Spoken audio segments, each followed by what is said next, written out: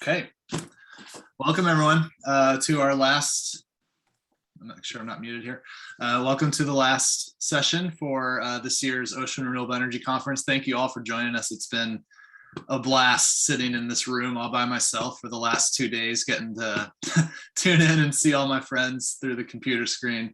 Like we've been echoing through the event, we appreciate you all being here with us. We obviously wish we could have been in person. It was a tough decision. We made the call about a month and a half ago or so. Just didn't feel the risk was worth it. With that said, we miss y'all. We hope to see you next year. Stay tuned. Poet's got a lot planned over the next year and beyond. So thanks for tuning in. Anyone who's in town, who's in Portland, we're going to be meeting this afternoon around 4:30 at the White Eagle Saloon. It's not too far from where we normally host the conference down in the Lloyd district. It's an outdoor venue. Hopefully we'll be able to sit far apart and drink beer and talk about all the great things that we're doing in our lives. So hopefully, I think that starts around 4:30 today. Please feel free to join us if you can. I'd love to have Poet buy you a beer if you can make it down there. But with that, let's go ahead and get started in this last panel. Really happy I got some great folks to join us today. This is a panel we do kind of every year. We used to call it project updates, and we started talking about steel in the water as a tagline for our conference many years ago.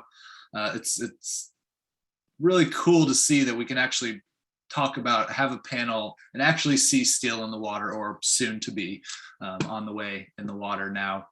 So we have some real project updates coming at you during this panel. I'll let the panelists do their own introductions. They do them better than I can.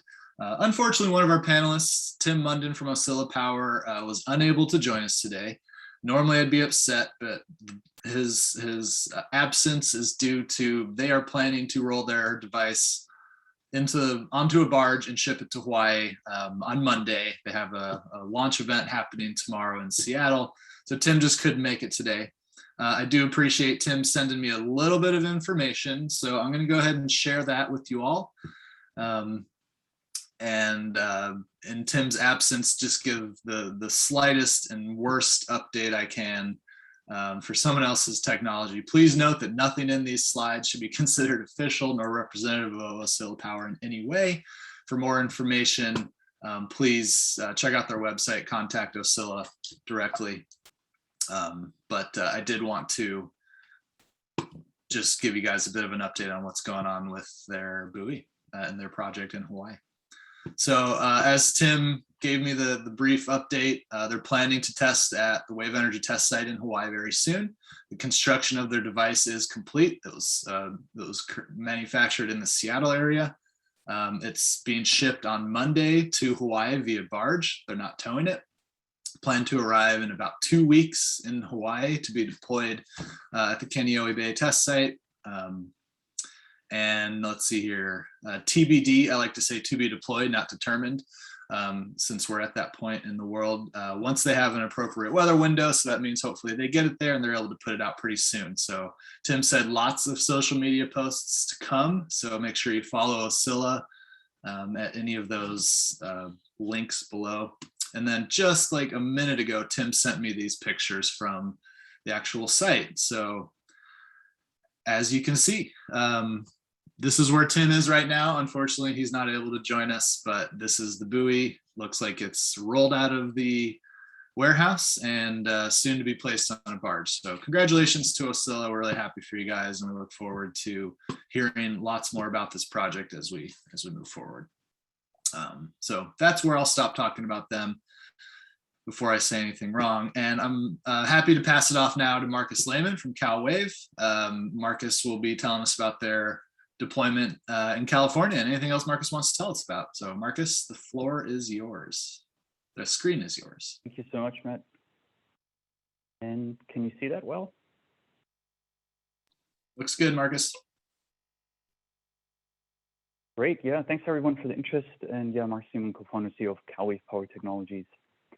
And for us, just taking a brief step back on wave energy as a challenge, our motivation was always to find a technology that can really bridge that gap between what you have to pay for to, survive that 50-year return wave as well as what you get paid for, where most of the energy is. And that's really the fundamental challenge of wave power. It's exactly that big spread between peak and average. And that's been really driving our thinking since 2012-13. And so from a systems level perspective, similar to a wind turbine, a wave energy converter has two main functions. One is high annual energy production, high AEP. The second is the ability to autonomously shut down, in the best case, gradually and fully shut down, and not only on the generator, but also on the structure and all load-bearing parts. And so, yeah, these two requirements also have been really driving all the engineering we've been doing over the years. And then in 2015, and yeah, I think that's the last time I got the honor to present at OREC, also steel in the water, but that was a tank test back then at UC Berkeley, so it's been 6 years since then. Our team entered the US Wave Energy Prize, and I think I actually submitted our package for the first gate of that competition on the way to OREC pretty much exactly 6 years ago then. And yeah, so our team entered the prize and did really well there. We went through the 4 gates and got the opportunity to test among the 9 finalists, and were able to exceed the ACE metric and threshold, and then were awarded with $500,000 from the competition. And yeah, kind of for us internally, we're happy with the results as well, meeting these 2 systems level requirements of our technology and architecture. And so since then, since the Wave Energy Prize, we've secured a small business voucher with the Sandia National Labs, as well as then, most importantly, a follow-on award in 2017 from the Department of Energy to demonstrate our technology in open water. And for that, we've looked at various test sites, but then eventually converged to the Scripps Institution of Oceanography here in San Diego. They've been no longer a collaborator in exchange about open ocean testing, initially with UC Berkeley, and then we maintained that relationship. And then next to the 2017 award, we were awarded 2 additional 2019 awards to upscale our drivetrain architecture, as well as start the design work for PuckWave. Yeah, we're 6 full-time at the moment, and develop really key technology partnerships. As mentioned, Berkeley, Sandia, NREL, DNVGL, and many others, as well as a range of business partners and supporters here. And coming back to kind of that initial requirement we've set us as a kind of systems requirement to any wave energy converter, we've developed 2 approaches to meet these. One, going from left to right, is a device load management strategy, as well as hydrodynamic tuning. And so with the device load management, and we see here on the right, is exactly the ability to mitigate these extreme loads in storm conditions, in extreme events. And that allows us then to reduce CapEx on all load-bearing parts. And then next to that, hydrodynamic tuning allows us to leverage the hydrodynamics, the advanced abilities of our device to interact with the wave, and that allows us to arrive at the highest possible AEP then going forward. And so here, brief overview of kind of the core expertise our team has developed. One is starting with resource analysis, but then also hydrodynamic models and experimental validation of these. And for that, we've developed a time domain simulation that's really the core of our engineering, and that allows us to simulate the fluid body interaction with power takeoff, all components and parts operating. And then we went and validated these in wave tank campaigns, and then matched that also with the engineering of our drivetrain. And here we can see our hardware in the loop setup, where we run that time domain simulation to then actually test our PTO on the bench in real time in a closed loop. And I think I have a video on that in a second. And so now we, with a year or 2 of delays with COVID, finally arrived at Scripps, and starting now to test for 6 months. And really goal is TRL7 performance, reliability, and environmental monitoring. And there we've partnered with PNNL, the Triton initiative, and next to other partners here on the right side. And starting with the project in 17, we really, and that was the initial motivator for Scripps, that there was a lot of historical data. There are two seeded buoys right off the pier. And then we've also deployed our own real-time buoy with Marine Labs as a partner. So shout out to them for their contribution to the project. And then we've measured and also compared that to the seeded event. And we can see here from that extreme event last year, a kind of 3-meter wave that came in, there was really good agreement to both of these. And yeah, that's a brief video of our hardware-in-the-loop setup at UC Berkeley Civil Engineering. They've been a partner of ours. And we can see here the hydraulic actuator essentially applies the same force and load profile, velocity profile on our rotary direct drive PTO. And then we measure the response that informs our real-time simulator. And that then sets again an updated force profile. And so that real-time hardware-in-the-loop setup has been really critical for us to develop confidence in the robustness of the control and the drivetrain itself. And then last year we deployed our anchors. That was possible during COVID in collaboration with the Scripps team there, as well as the Marine Labs buoys. And then earlier this year, we were finally start the manufacturing on the whole. We worked with a local partner in the Bay Area. We're based in Oakland, and that was a fabricator in Richmond that really was a great fit for the size. And we've intentionally designed it in a way that we can ship it in a standard container. So it's kind of modular sub packages that can be shipped and assembled on site. And about 2 or 3 weeks ago, our team arrived now down here in San Diego at the Driscoll Marina in Mission Bay. And that's where we kind of set up shop for a little while, preparing the system before going out. And also that's the towing plan then, where we went out from the jetty and to the pier around the cove.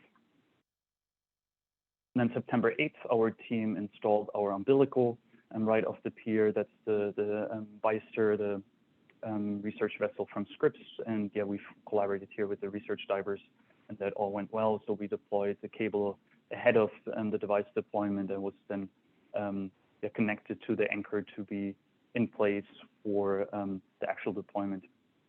So here just some footage from the Scripps divers during the finals of the cable lay, and as we're connecting it to the anchor to be ready for deployment.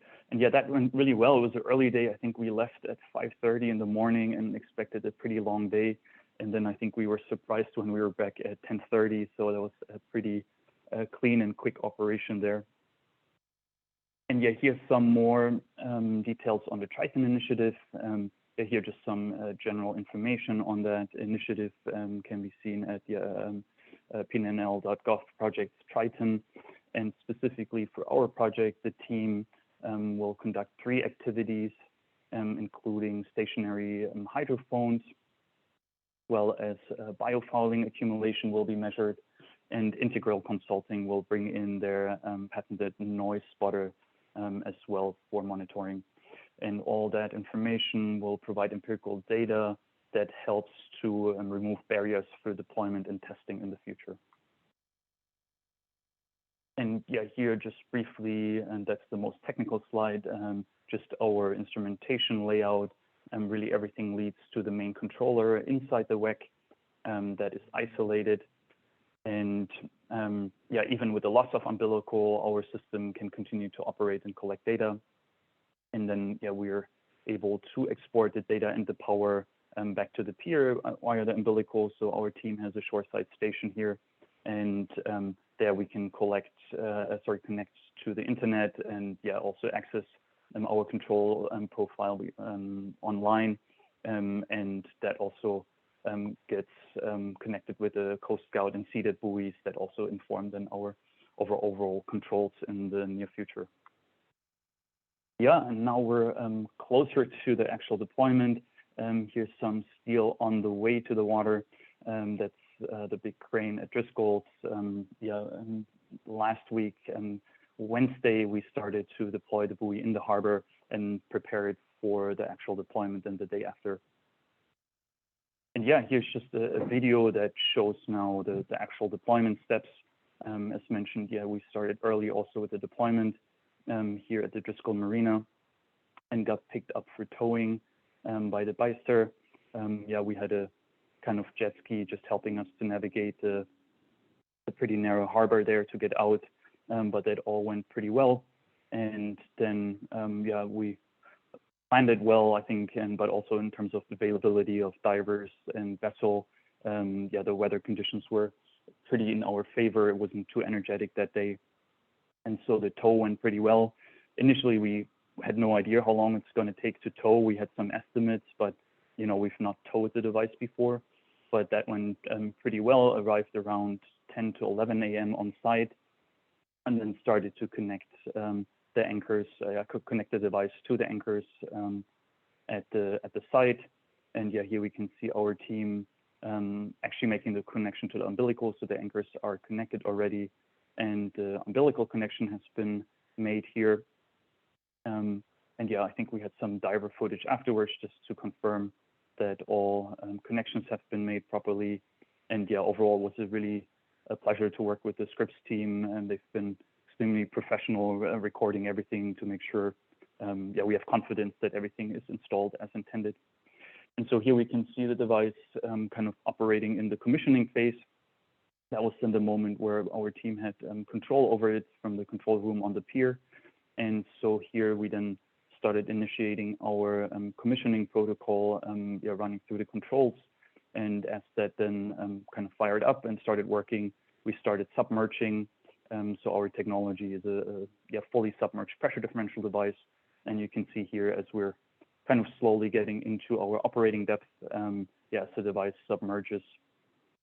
And yeah, now here we can see the wave breaking stop. So we kind of reached the depth, yeah, for our initial commissioning, where we then now started operating since last week. And yeah, it's been a pretty exciting couple of weeks. And also, yeah, a big shout out to our team to be able to execute all that in time with limited availability of the vessels and others. So it was a pretty intense sprint over the last months or two. But now, yeah, really excited that everything is installed and operational, and the team gets a little bit of rest now.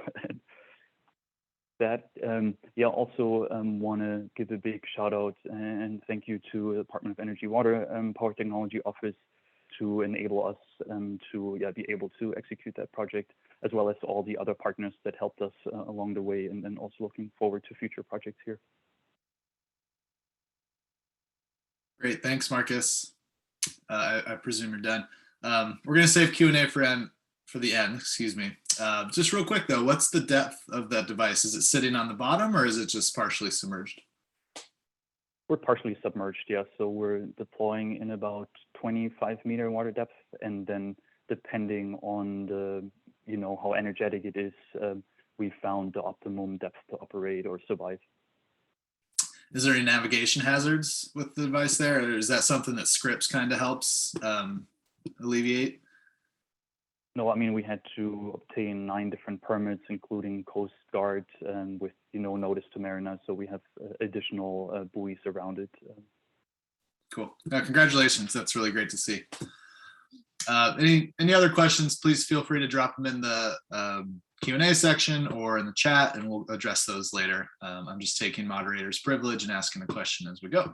I'm going to switch over to Erik from CPower now, and look forward to hearing a little bit more about the upcoming trip to WETS with CPower's buoy. Go ahead. All right, thank you. Can you see my screen fine? Looks good. Great. My name is Erik Hammagren. I'm a senior mechanical engineer with CPower. I'm the principal investigator for the low power projects here. Been with CPower since 2009. I'm going to be discussing a bit of CPower's background, and then mainly just want to touch on our C-Ray project, kind of what it is, what it does, and the current status. So CPower's original mission was wave energy systems for grid applications mainly. We were formed in 2008, and we put a lot of effort into developing that grid application technology. The vast majority of that research has come from funding from the Department of Energy and the US Navy. In addition to the utility scale devices, we're also working on these low power systems that I'm going to be talking about. These generate electricity and store it on site for remote locations and use cases to those sites. We currently have 2 systems in fabrication stages currently. One is our 2 kilowatt C-Ray device, and the other is a smaller 100-watt system we call Tiger Ray. It's being used with APL as part of their WEC UUV project. Here's a list of some of the partners that CPower has been able to use, and shout out to them. So what is an AOPS? An AOPS is a offshore or autonomous offshore power system. It's pretty basic at its core. You have to generate power, store it, move both it and the data around the system, along with getting data to and from the cloud. It needs to be able to support payloads regardless of location, whether they're on the seafloor, in the water column, or on the surface, and it has to maintain its station. Energy storage is a critical system to this because of the importance to buffer and store that energy for when it's needed. You might not always need it when it's available, so being able to store it for use at a later date is critical. Here's a quick overview of our C-Ray AOPS. It's this vertical stack from the seafloor anchoring system to the WEC on the surface.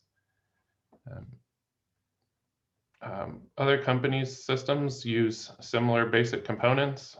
For all those using the ocean energy, which is most of them, especially ones discussed here, there's a topside energy capture and a conversion mechanism.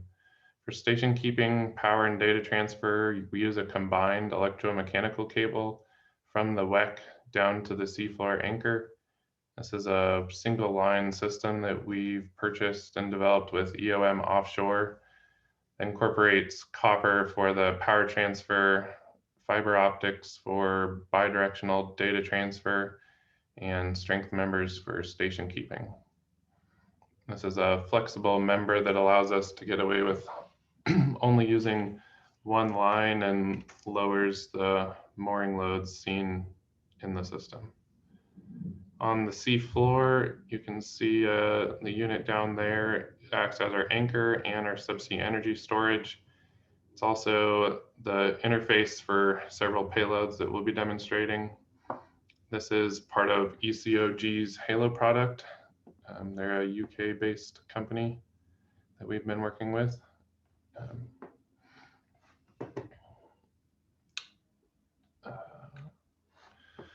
Here's a few of the applications for this type of system. So first one being marine robotics. These can be for monitoring, inspections, or detections, as well as light intervention activities. Can also use data gathering and comms. It could be a remote mid-ocean data gathering, subsea conditions monitoring, or port and maritime security. Some subsea equipment could utilize an AOPS as either their primary, emergency, or redundant power and data transmission. And another example someday could be vessel charging, similar to electrical vehicle charging stations. So this year we have a demonstration of our C-Ray AOPS supporting a multitude of payloads. This is part of a $4 million project that the US DOE is supporting.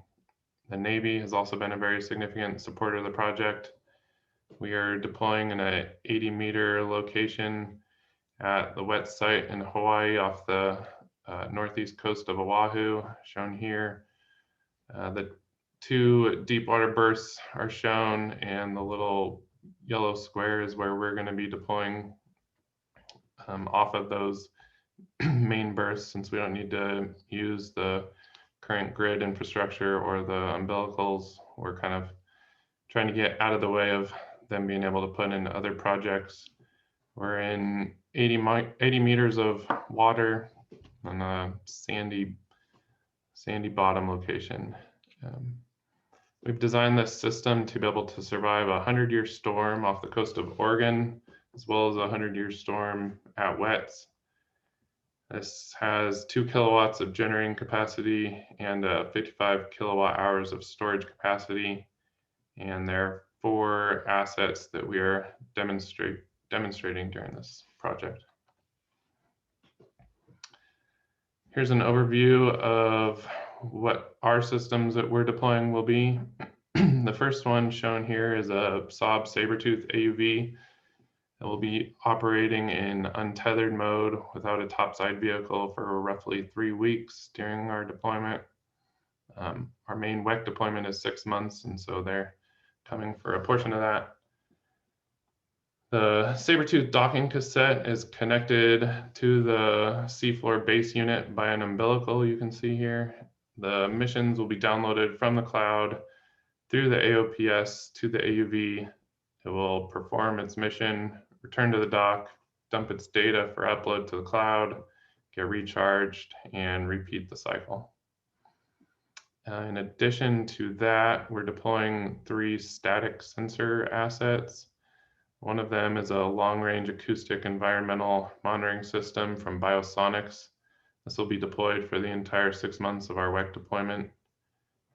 They are sending its data through the cloud and monitoring it in real time. The Sabertooth and Biosonics assets will be deployed and used at the same time, showing that we can do those 2 simultaneously. And then another company, Fugro, is coming in and deploying their seafloor data gathering system after we remove the AUV. They're going to be in for roughly 4 months, and we're attaching a Franatech methane leak detection system on that Fugro system. And the Fugro and Biosonics will be working simultaneously. Here is some photos of our whole fabrication. The photo on the left are the 2 floats. You can see their arms here. The 2 floats go on either side of this center photo here shows the nacelle. Each float is connected to its own power takeoff unit inside of this nacelle. And the floats work in a rotary fashion and rotate around the nacelle and generate electricity. And then the photo on the right is just showing our hatches and masts that will be attached.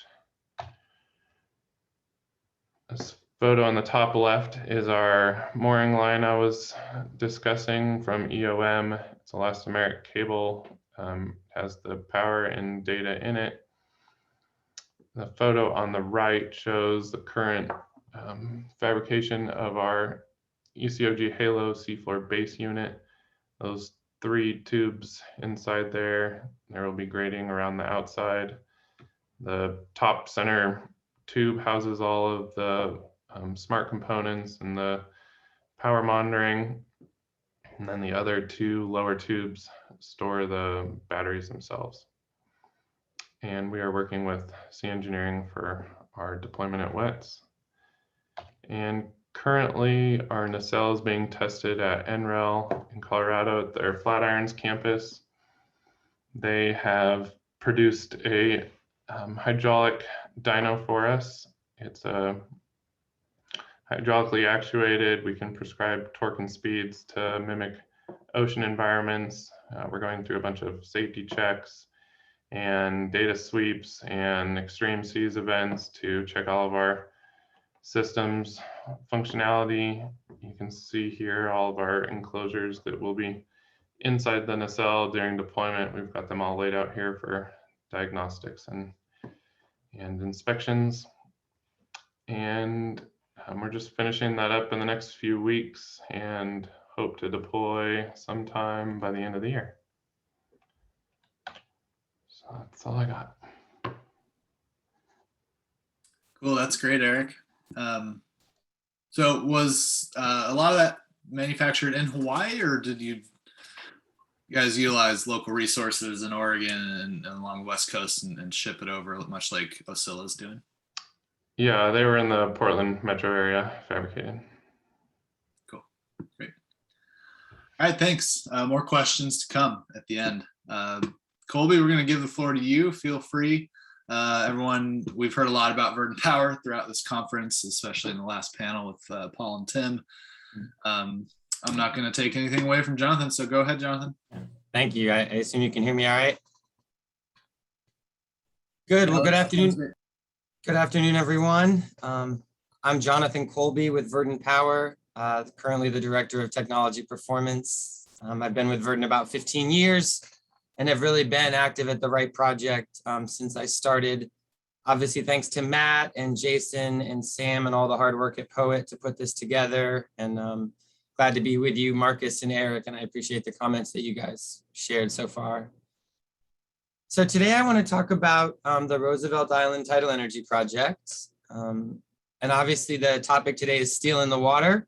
And so I wanted to talk about some of what we consider to be the key contributors to the project success that we have had at Right. And I want to put a real emphasis and sort of focus on the importance of quality management and risk management. And so through the use of standards and certification, along with quality management and formal risk management, we really, we believe strongly that mitigating risk is one of the key contributors to project success.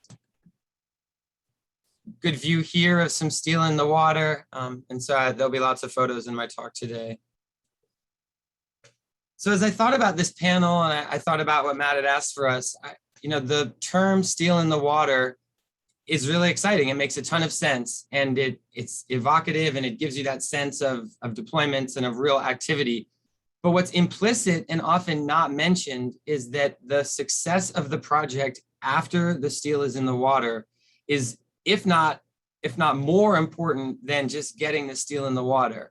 And so, I love the expression steel in the water, but I do want to note that it sort of leaves out that what goes in the water needs to be successful once it's in the water. And so I wanted to sort of put that twist on it today and talk about what does it take to not only get steel in the water, but make that project a success once the steel is in the water. And so, I thought it was kind of fun. Obviously, you need a site, which is the water. My talk today will focus on the Roosevelt Island Tidal Energy Project and a couple key takeaways from us in terms of what makes or what has made the Right Project successful. The first would be that we have conducted over the last decade some very detailed site characterizations. And that level of site characterization has really helped to mitigate risk and enhance and increase the likelihood of project success. And then obviously for the water to be successful, you need some type of regulatory approval and permission. And so at the Right site, obviously we have the FERC license, and I'll talk briefly about that.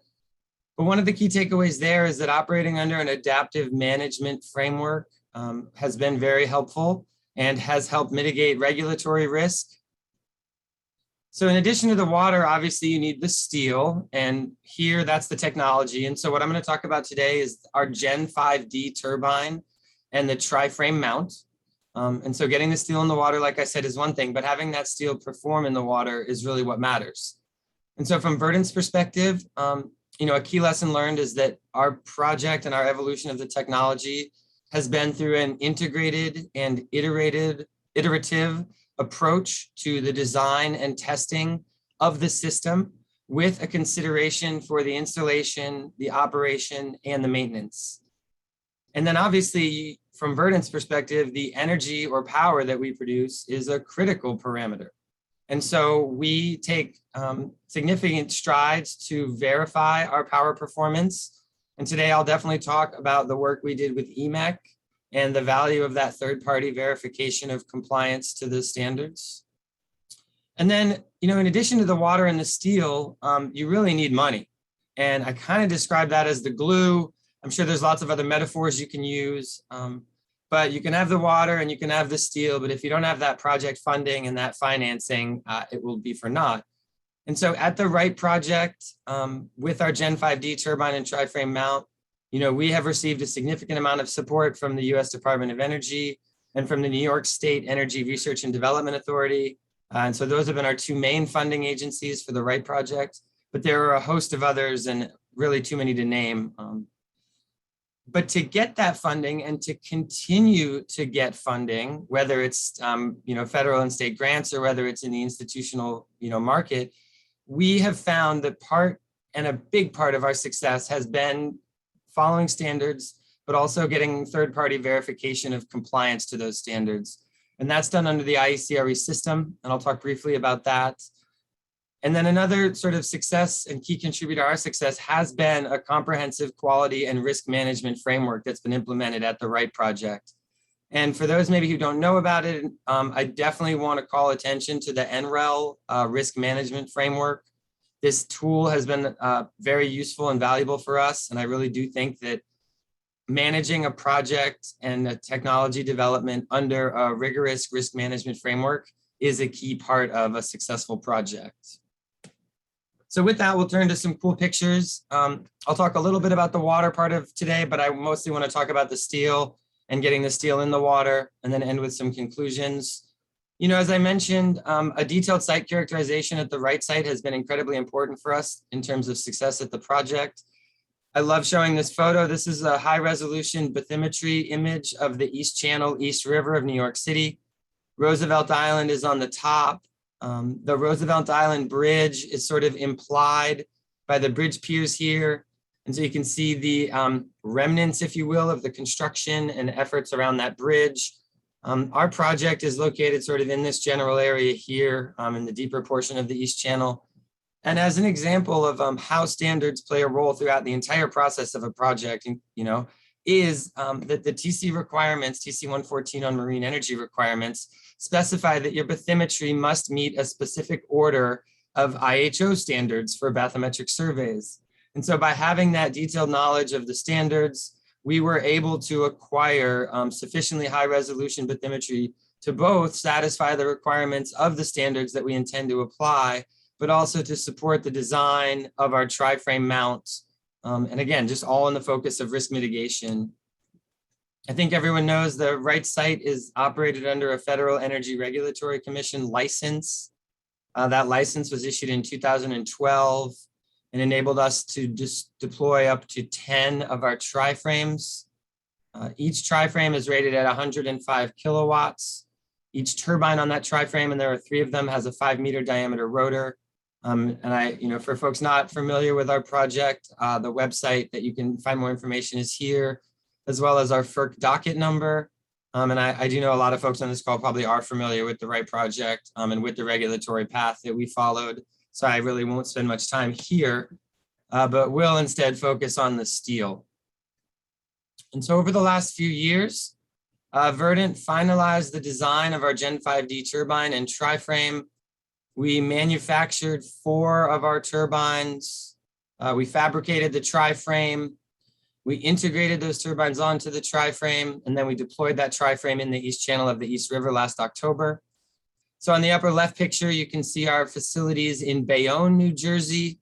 You can actually see 4 turbines in that picture. The 4th one is at the far left, and it does not have its rotor installed yet. But then you can see the other 3 that are prepared for integration.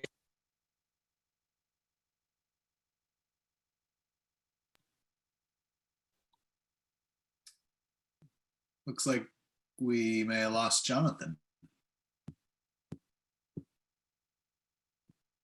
Jonathan, are you back?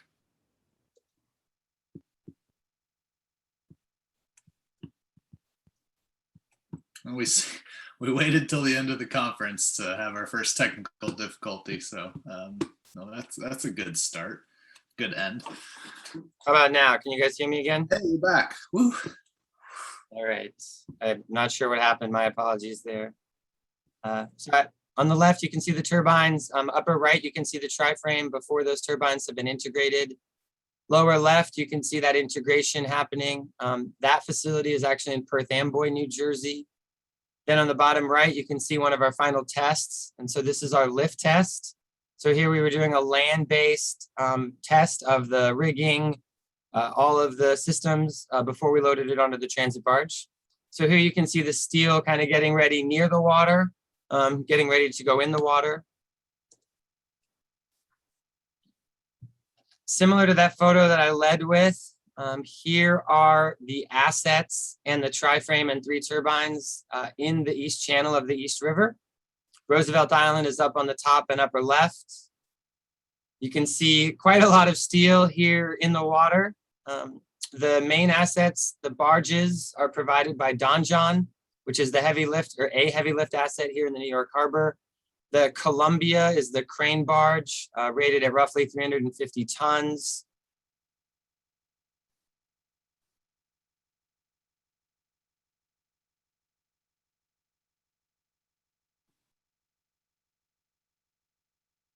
Lost you again, Jonathan.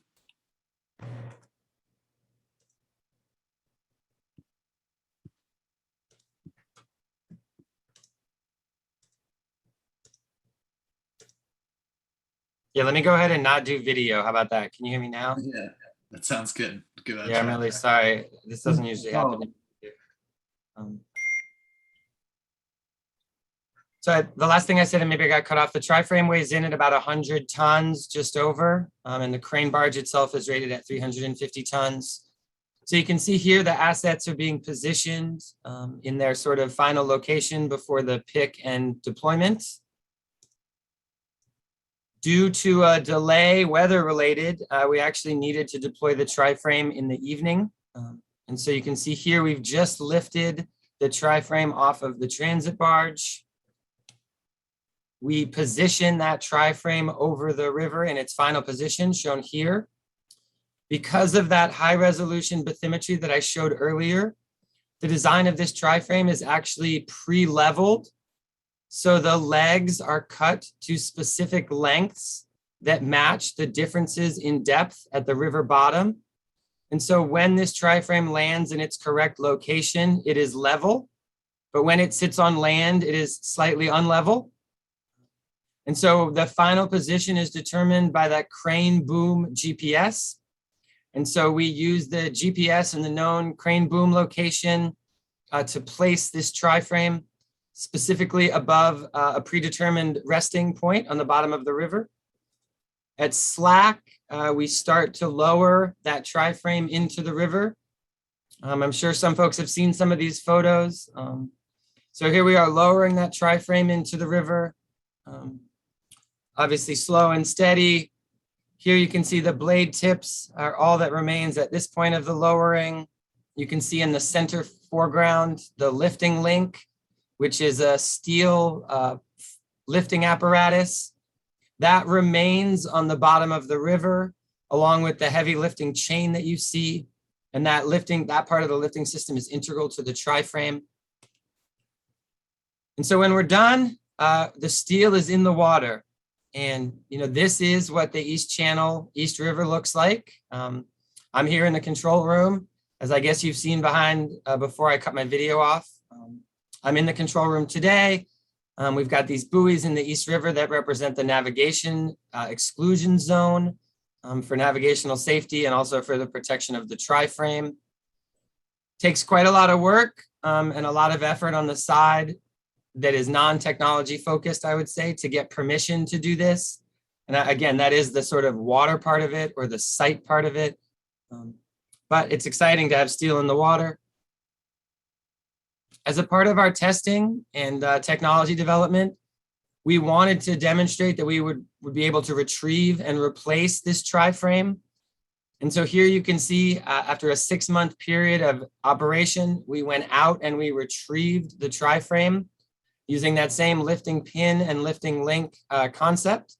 And with the known crane boom GPS, we were able to lower the lifting pin into the water, find the lifting link at the bottom of the river, insert the lifting pin into the lifting link, actuate the teeth, and retrieve the entire tri-frame and 3 turbine system. That system was put back on the transit barge. And to demonstrate the maintainability of the tri-frame, we replaced one of the turbines with a brand new turbine. So here on the left, you can see the new turbine that's been swapped with the 2 old turbines remaining in place.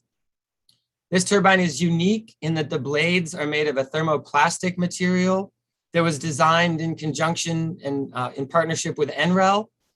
These blades are instrumented with strain gauges, and so we'll be able to get loads and other measurements on the performance of the material in comparison to the traditional epoxy and composite rotors that were on the other two turbines. So this is an exciting additional part of the demonstration in the Wright project, was on some of the materials. For those maybe not aware, the Water Power Technologies Office is hosting an advanced materials and manufacturing webinar on the 5th of October. Verdant has been asked to speak at that event and talk about some of the work we're doing with Sandia and NREL on advanced materials. So hopefully people can check that out if you're interested in the materials side of the industry. And so once we swapped that turbine, we demonstrated for a second time that we could deploy this. And so the tri-frame was lowered to the bottom again. You can see the new turbine in relative stark contrast to the two older turbines. And so that's really the excitement of the steel in the water, so to speak. And so with that, I want to transition a little bit to some of the steps that I really believe were part of the success. One of the efforts I really want to highlight is the work with EMEC. Excuse me one second. And EMEC is the European Marine Energy Center, which I'm sure many folks are familiar with. We partnered with EMEC to have EMEC independently verify that we complied with one of the TC 114 standards, specifically the 62600-200, which is on power performance assessment of tidal energy converters. I won't read through the whole slide, but I wanted to highlight that our relationship with EMEC started in 2018, and the test did not really begin until December of 2020. So we certainly worked closely with them for nearly 2 years in preparation for the test. We had a 39-day test period where Verdant was not able to touch any part of the system, and the system operated fully autonomously without any intervention for those 39 days. Following that test period, EMEC worked to derive the results and report the data, which took another nearly 6 months. And in May of this year, EMEC issued the first ever test report under the IECRE system. And so this test report has significant value for Verdant and is a significant step in mitigating risk, and especially in mitigating perceived risk. And so as funding agencies, as regulators, as insurance evaluate Verdant's technology, we are able to clearly demonstrate a power curve, and that shows the kilowatts generated at a given water velocity. And that power curve and all of the data behind it has been independently validated by a third party. And that report that was issued by EMEC under the IECRE system is accepted in the other countries where these other countries that are participating in the IECRE system. And so as Verdant moves around the globe and brings their technology with them, we will not need to replicate testing in new countries, and in particular in countries that participate in the IECRE system. And so for multiple reasons, this was an important accomplishment for Verdant and really does help mitigate risk as Verdant enters into the sort of global marketplace. The last sort of technical piece I wanted to share was to really, again, highlight and emphasize this NREL risk management framework. And they have mapped risk management activity as a function of technology readiness level, or TRL. And so this management framework really is applicable from a TRL1 type concept all the way up to a fully defined TRL9 design that's ready for full commercial viability. And in keeping with sort of our and my personal deep appreciation of standards, I thought it would be relevant to map some of the standards that Verdant uses on top of the risk management framework that we've adopted from NREL. And so a couple key ones are the risk register itself. NREL provides an Excel template that has been incredibly effective for us at identifying risk, identifying mitigation strategies, and then implementing those mitigation strategies. From the design perspective, Verdant uses the -2, which is the design standard. And that gives guidance from early TRLs in terms of a design basis and its requirements, all the way through the specification of loads and the analysis of the design in detail. Verdant uses an IEC standard 60812 to implement their failure modes and effects analysis, or FMEA. And then the -4 recently published focuses on technology qualification, and in particular, the advancement of either novel technology or technology deployed in novel conditions, which clearly is right up the marine energy industry's alley, given that most all of us are doing something novel or applying an existing technology in a very novel environment. So really the key takeaways, we really believe that risk mitigation enables project success. To mitigate technical risk, Verdant utilizes IEC TC 114 and other international consensus-based standards. We look to do international third-party verification of compliance to those standards under such a system as the IECRE. We use and strongly encourage the use of a risk management framework that's codified based on TRL, such as that developed by NREL. When you look at environmental and regulatory risk, through our RIPE project, we've demonstrated clearly that proportionality in monitoring has been a key contributor to success. And then utilizing the adaptive management framework and making data-driven decisions in that management framework has been incredibly helpful and a major step in the success of the project. And then at the holistic level, key steps to major project success involve the implementation of a rigorous quality management system and detailed quality assurance and quality control procedures. And this is holistic across the entire suite of technical and project management areas at Verdant. And then the last one, which is really critical and key to me, is the relationship building. Having been with Verdant 15 years and on Roosevelt Island for 15 years, I can speak firsthand to the importance of the long and meaningful relationships I have with folks like the Coast Guard and some of the other key regulatory stakeholders in and around the New York City harbor. And so our advice, is engage early and engage often as you build those relationships. Like Erik and Marcus, we have a huge suite of partners, too many people to put on a single slide. But most recently, and specifically under this tri-frame project in the East River over the last 12 months, the group of people here have been instrumental in our success. So obviously, thanks to the DOE and NYSERDA and all these other key partners. And with that, I'll say thank you and maybe stop sharing and try to turn on my video. Cool. Thanks, Jonathan. Thank you very much to all of you. Jonathan, thanks for sticking around late tonight. I don't know if these are outside your normal working hours or not. For those of you who haven't had the joy of joining Jonathan on video calls throughout the last year, that is not a background, as he mentioned. That is actually real electricity running from marine energy devices behind him. And it's really cool to see. I think that might be the second presentation given today from a shipping container / mobile office.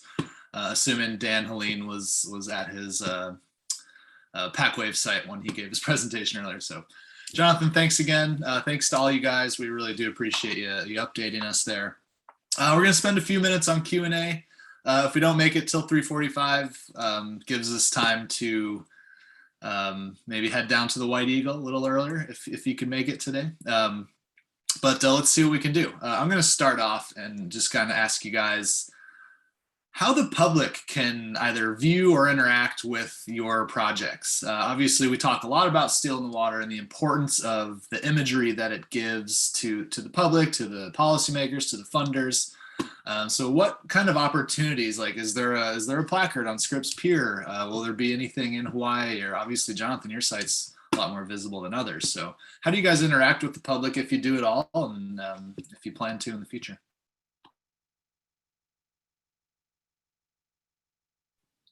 Jonathan, you're on my screen, so I'll ask you to go first.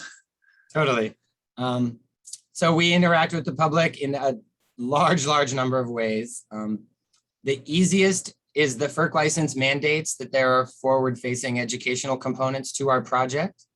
So the control room that I'm sitting in actually has a large poster on the side of it with a large amount of information for the public so that any public member can just come up to the control room, read about our project. I will tell you that I get knocks on the control room door a fair amount of people wanting to know, are we in here? How are the turbines doing? How's the project doing? So there's that very, like, as you said, I mean, you can take a subway to Roosevelt Island. So it's a pretty accessible site in comparison. Then through the regulatory process and through stakeholder engagement, we host a series of webinars. That's with the navigational community. It's with fire, NYPD, and the safety community.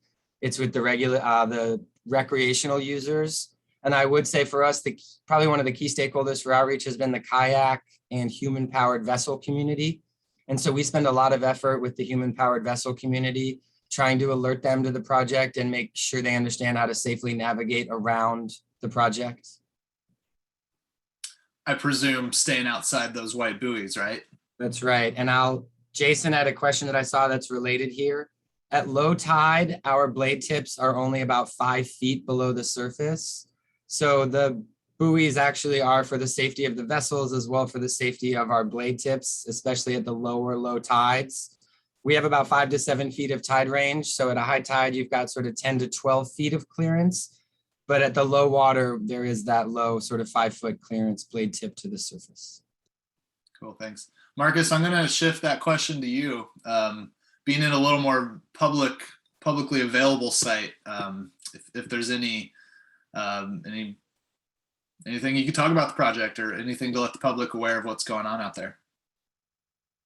Yeah, no, definitely. We've engaged with the Scripps community quite a bit. I mean, we had project delays due to COVID, and we've presented twice to the wider Scripps community, also showing, you know, there might be some areas of collaboration around that project, as well as then, just for, you know, permit compliance. So for the Triton project, there's actually a public notice on the pier showing the instrumentation coming up. And then, I think we're working with the dive team that sits on that pier, so they're well aware of the project. They work with us, they know where it is.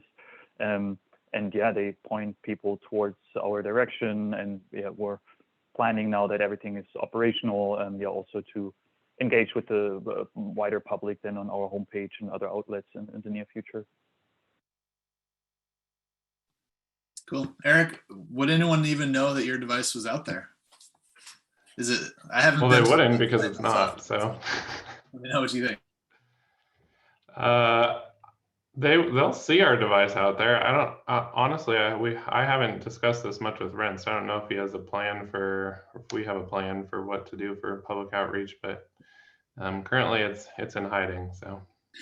That's fair. And by the way, we appreciate you standing in for Rents today. Yeah, absolutely. Looks like we have a couple questions in the chat section there, both of them to Jonathan at the moment. I'll start with John Schad because I know he'd be sitting up front asking this question if he were at the conference today. Jonathan, to what extent were you able to use the design and for certification the power quality standard version 1 that is presently published? You can read the rest. Yeah, indeed. So thanks, John, for that question. The short answer is that Con Edison did not require any power quality assessments or surveys.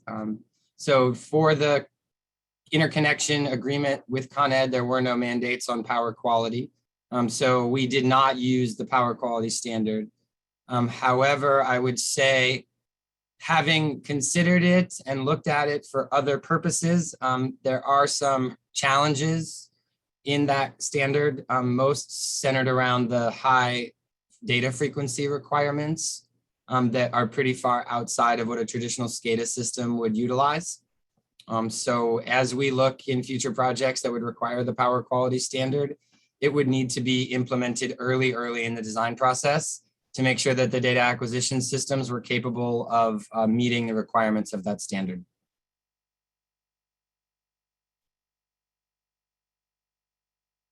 You may just keep going on the questions. I'm sorry that they're all for me right now. Feel free, scroll down the list. And Marcus, Erik, if you guys have, side comments to Jonathan's answers, feel free. I'm going to go to Jason because I already answered the first half. The answer to your question is yes, we did get pushback from boaters and fishers for having the exclusion area.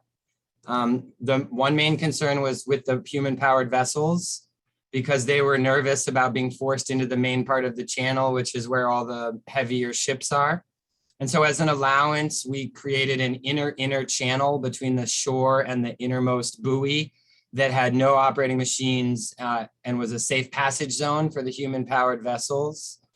So that was one agreement. The second piece is that most of the influential boating traffic in the harbor is the commercial traffic. And the commercial traffic uses the other side of the river, the West Channel. And so from the tug and barge and ferry perspective, there was mostly no concern. And so that really helped. I think if the commercial the commercial community had been more concerned, it would have been even more difficult. But we were able to work with the recreational boaters and the human-powered vessels to satisfy their concerns. Quickly to Diane, they rotate very slowly, only 32 RPM. And we have done extensive studies to prove that we're not striking fish with that rotation, let alone killing fish. And then I think Sam asked if we beat our record on retrieve and replace. The short answer is no. The first time around, it took the design 2 slack tides, and the second time around, it took the same 2 design slack tides. So we have a third chance on the retrieval to see if we can, continue to meet our milestones from a schedule perspective. But knock on wood, we've been pretty much right on schedule so far, minus like COVID delays or bad weather or other like force majeure type problems. Once the assets are on site, we've been pretty good in terms of execution. Marcus, we'll go to you with a navigational instrumentation question there. I think you can see that, right? Yeah, so yeah, we have, we've been in conversations with the Coast Guard. Of course, we have a Coast Guard permit. And so we've been following their guidance to give notice to mariners. So we have a buoy there with lights, and we added additional lights to our Coast Guard buoys, which essentially are additional. We're putting them out to record wave data, but we also use that as another notice to local mariners. Cool. Let me ask you guys this. Maybe to try to identify any unexpected delays in the projects. Obviously, COVID's a big one, and that opens up a whole nother can of worms. We've heard a lot about supply chain delays due to COVID, shortages of materials. Obviously, steel and wood and things like that are more expensive than they used to be. If you guys could each maybe just take a couple minutes and kind of give us your experience, whether COVID related or not, about how things that people may be looking to put projects in the water in the future might consider that maybe you hadn't originally.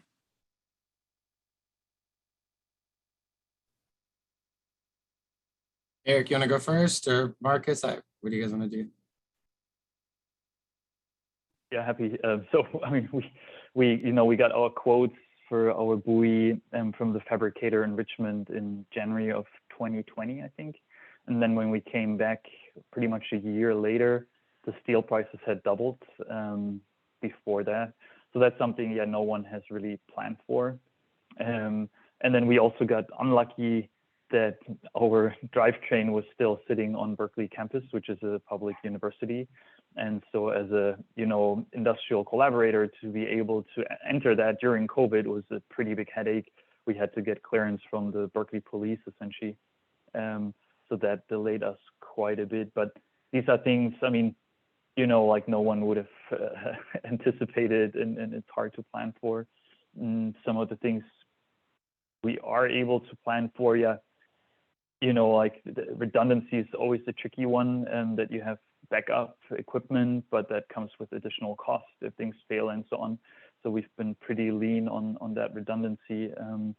But yeah, if you have the budget, of course, that could help you if equipment gets delayed or, sometimes things break during shipping. In our case, and we got lucky that Scripps is in driving distance. Initially considered deploying at WETS as well.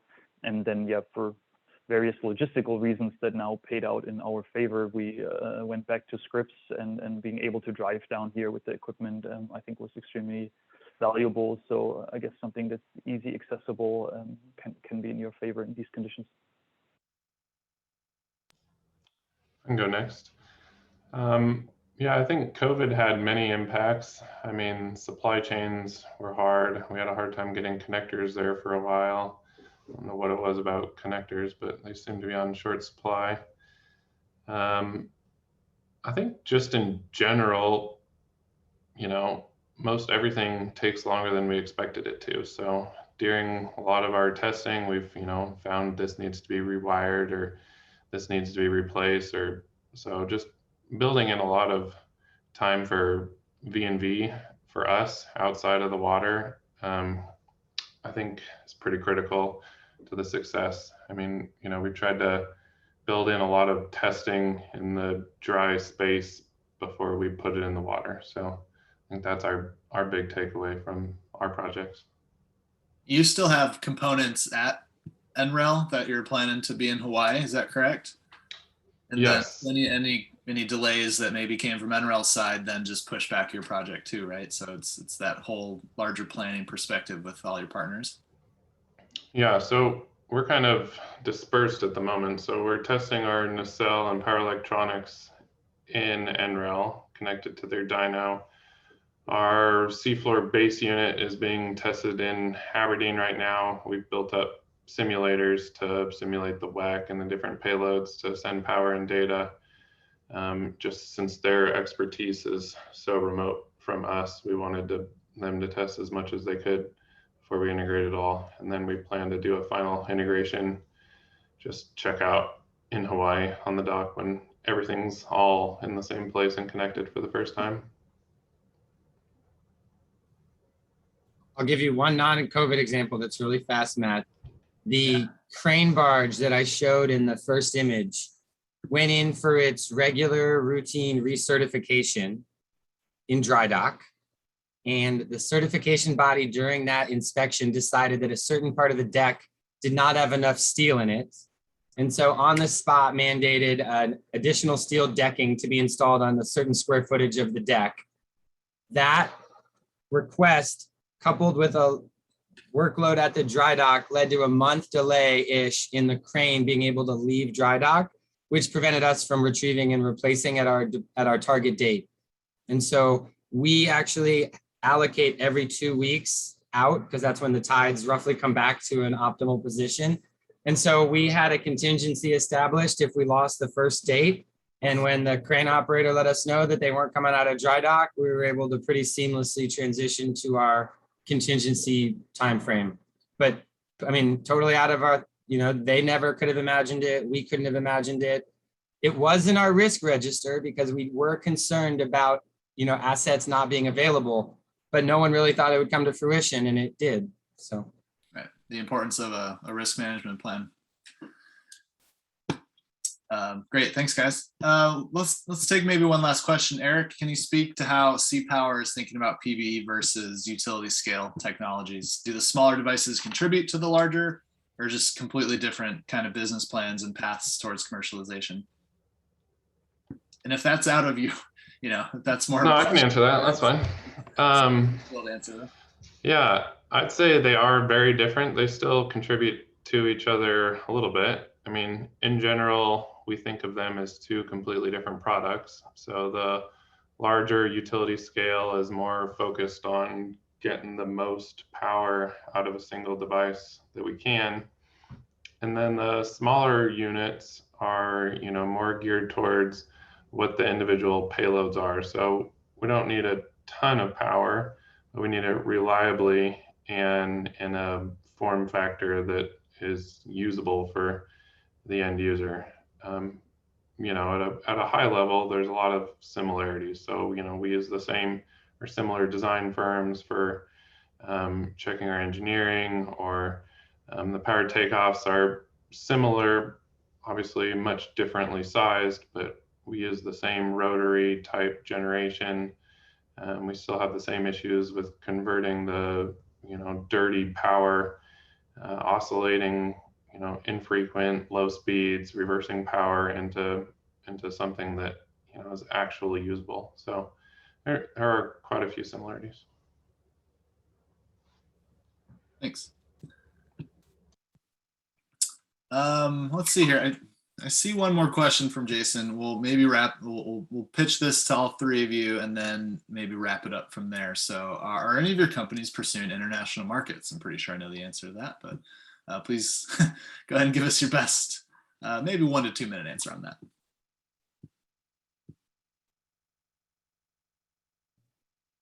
Yeah, Mine will be real short. go ahead. Yes, I know that we are pursuing them. That's definitely not my department though, but I know we're, looking everywhere. Ren's just got his fingers everywhere. So yes.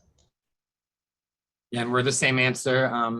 Verdant is a berth holder at the Morlice project, also known as the Morlice Demonstration Zone. It's on the northwest coast of Wales. Much larger site, much deeper water, and will support a larger diameter turbine that Verdant will be. So that's yes, is the answer for sure. Yeah, glad to follow up on that. I mean, as mentioned, we've designed our pilot unit, which is a scaled version of our utility scale architecture. And the climate here is really well representative for CalWave down here in San Diego. But our unit is, modular, that we can ship it in a standard container to remote locations. Not fully international, but we just got accepted to launch Alaska. So that's an area, similar profile with remoteness and high electricity prices that could be really a great early adopter for, microgrid type technologies where lower power ratings, under a megawatt can still move the needle on a grid, and marine renewables can play really a great value through these microgrids, reducing storage requirements. Cool. Thanks, guys. I'm going to go ahead and wrap this up. As far as our panel goes, I think Jason is joining the room here. Eventually, I don't see him yet, but I just want to thank you all for joining us, especially these panelists here. And then just to pass along my final thank you and goodbye to everyone here at the conference. It's been a great couple days, like I mentioned earlier. Really look forward to seeing you all down the road. Hopefully we can move past COVID here soon, and obviously, aim for OREC 2022 back in Portland, but hopefully see y'all before then. So thank you all very much. And Jason, feel free. Thank you, Matt. And gentlemen, thank you all for a fantastic panel. And I wish you that I felt the level of excitement you all must be feeling with your successes. So congratulations on that. And here's to more successes in the future for you all. So thank you very much. Keep up the hard work. And we look forward to seeing what you've got in your pockets next. So with that, that concludes day 2 and the panel portion of Ocean Renewable Energy Conference 2021. Today's deep dive on marine energy demonstrates to me that the ecosystem for marine energy continues to evolve, grow, and improve. I want to start with a well-deserved shout out to the Department of Energy's Water Power Technologies Office team, which continues to impress me with their creativity and passion. Clearly, the Water Power program is thinking strategically about the future of the sector. And its various programs seem to continue to mature and improve. If you caught Tim Ramsey's presentation, hopefully you were struck as I was by the breadth and depth of the programs that are underway or are being developed. UMERC and TEMER, among others, clearly demonstrate that DOE is thinking outside the box, and POET certainly is honored to be a part of those programs. And I want to agree with Paul Gay's comments and his heartfelt appreciation for Tim and Jen and the rest of the DOE team, as well as the entire suite of National Lab personnel for all they do to support our sector. I also want to call out the hard work of people like Representative Bonamici and Senators Merkley and Wyden, as well, and there are, of course, others, as well as the SMI team, whom we have to thank for the growing water power budget. We all know how important that is. So thanks to all for making that happen.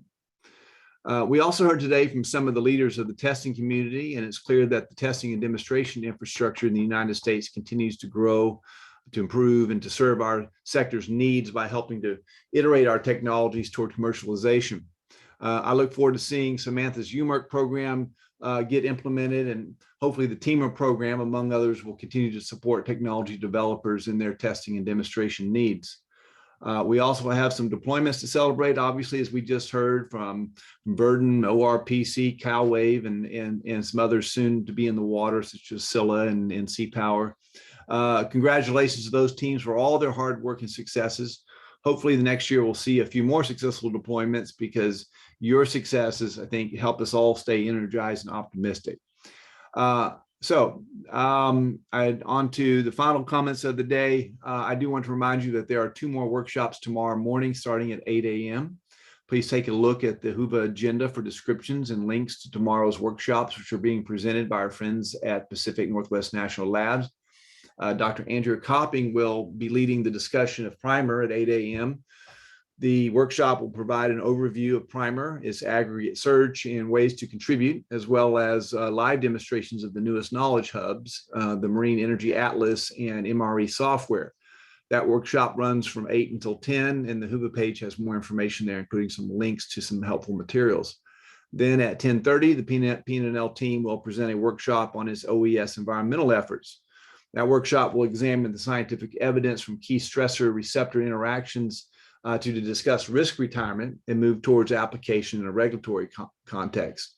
The workshop will include presentations, discussions, and breakout groups to cover the scientific evidence basis and ability to retire risk for underwater noise, electromagnetic fields, habitat changes, and changes in oceanographic systems, as well as an overview of the guidance documents and their application and permitting processes. So be sure to join us in the morning for these 2 final workshops. I'm going to shut down shop now and head over to the White Eagle with some of the POET team members for a little downtime after an excellent day of conference panels. If you're in town, please consider joining us at the White Eagle at 4:30 for a couple of hours. I'd love to buy you a drink, say hello, and relax after a great event. So that concludes the panel portion of Ocean Renewable Energy Conference. I hope you found the information interesting and helpful as I did. Once again, I want to thank the whole POET team for bringing OREC 2021 together. I'm so impressed by their dedication and passion for our shared mission, and I hope you all find an opportunity to work with some of these amazing people. I especially want to thank Aaron Franco. He's the person behind the scenes who you saw the least of, but who did the most to make all of this happen. So thank you, Aaron, for all you did to help make the OREC 2021 a success. I also want to thank all of our moderators and presenters for sharing their time and expertise with us over the past 2 days. Obviously, we can't make this event happen without your help. I want to thank our sponsors and exhibitors for your contributions. POET does depend on your support, so thank you for contributing. If you share our mission to promote ocean-based climate solutions, please consider becoming a member of POET.